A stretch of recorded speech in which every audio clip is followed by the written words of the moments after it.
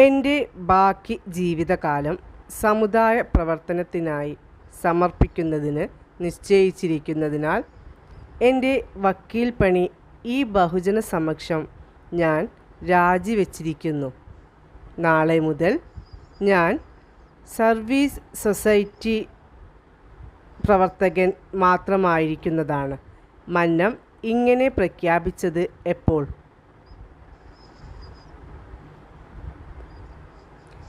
1915 August 25 Perunna കരയോഗ മന്ദിരത്തിലെ യോഗത്തിലാണ് മന്നം ഇങ്ങനെ പ്രഖ്യാപിച്ചത്.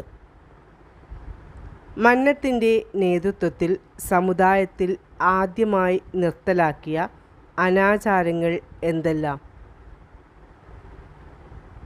താലികെട്ട് കല്യാണം, തിരണ്ടുകുളി.